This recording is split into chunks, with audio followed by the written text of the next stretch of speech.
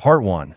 The village mystery nestled amidst the hills of Uttarakhand was a small village, Kala Pathar. There was something eerie in the air, silence, fear, and an unspoken secret. In the center stood an old, dry well, referred to by the villagers as the Well of the Dead. They say at night, one could hear cries coming from that well. The villagers had sealed it with stones, yet the sounds persisted. No one dared approach the well, except Arif. Part 2. Arif's unyielding curiosity. Arif, a 22-year-old photographer, had recently arrived from Delhi to visit his grandmother. He loved capturing pictures of old places. Upon hearing about the well, his curiosity piqued. "Grandma, have you ever seen that well? Stay away from that well. It calls the living and takes the dead."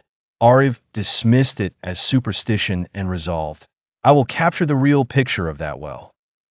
Part 3. Nightfall and the first encounter. The next night, Arif sneaked out with his camera and torch. The village was asleep under the moonlit silence. As he reached the well, a cold gust of wind blew. He saw that the stones had been moved by someone, leaving the well mouth open. Suddenly, from deep within, came the moan of a woman. "Release me, please." Arif's heart pounded, but his camera was rolling as he peered inside. Nothing but pitch darkness. And then a hand emerged. Part 4. The startling encounter. Arif staggered back and fell.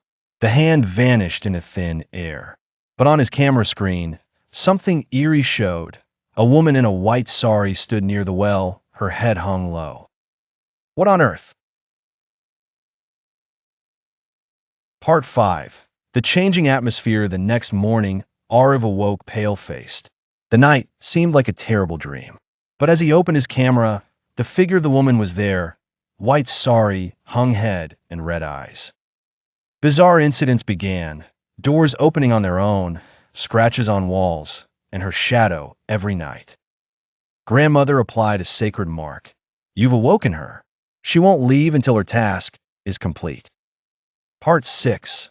An old sage frightened, Arif decided to meet the village's old tantric priest.